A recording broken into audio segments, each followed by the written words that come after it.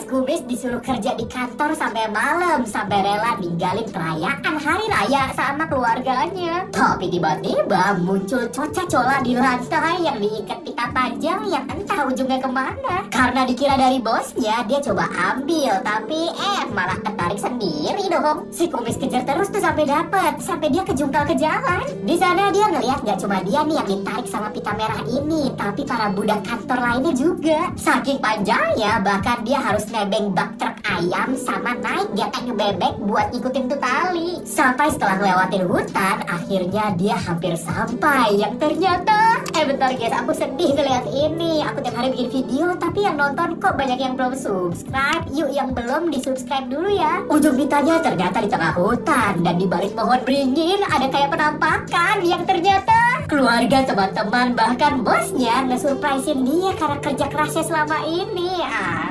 Para murid seni ini lagi kunjungan ke museum. Tugas mereka adalah melukis, tapi ada satu bocil yang lemes bet malah turu karena semalaman habis pusing. Satu persatu tugas dicek sama si guru, tapi si bocil ini masih kosong. Hal itu membuat para lukisan jadi hidup dan ingin membantu si bocil. Lukisan abstrak ngambil lukisan coca-cola, lalu dioper lagi ke lukisan bajak laut, terus sama mereka dioper lagi ke lukisan lain. Tujuan mereka ngasih ke bocil sebelum gurunya nyamperin dia. Sampai si patung yang ada di tengah aja ikut dioper. Tapi aduh bentar, aku sedih ngeliat ini. Tiap hari aku bikin video, tapi kok yang nonton banyak yang belum subscribe sih. Yuk bantu yang belum, klik subscribe-nya ya.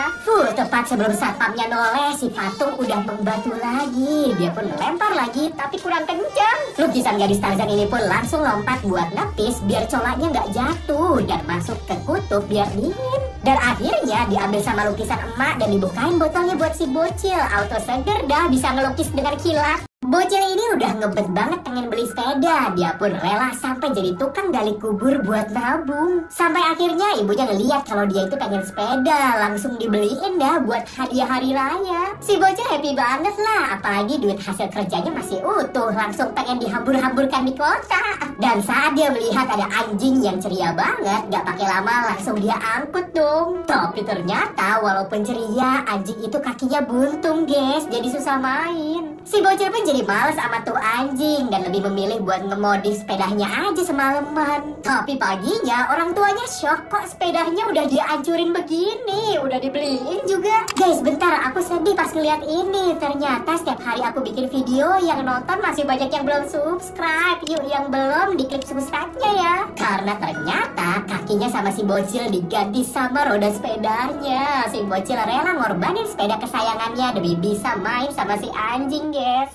Niatnya mau kenalan, tapi pas salaman tangan mereka jadi lengket nempel, nggak bisa dilepas kayak permen karet gini guys. Udah saling ditarik tapi malah bikin tangannya manjang. Simba sampai gondok nyoba tarik paksa, tapi tangannya sampai kena komuk si Mas, sampai nempel juga guys. Tambah bercabang dah. Gak ada yang mau ngalah, sampai akhirnya tangan-tangan karet itu jadi melilit mereka guys. Nyobain keluar, malah jadi salto gini, bikin Simba jadi jelot-jelotin palanya si Mas ke tiang gini. Tapi tiba-tiba si cowok jadi masuk ke baju dan celananya Simba, jadi makin nempel dong.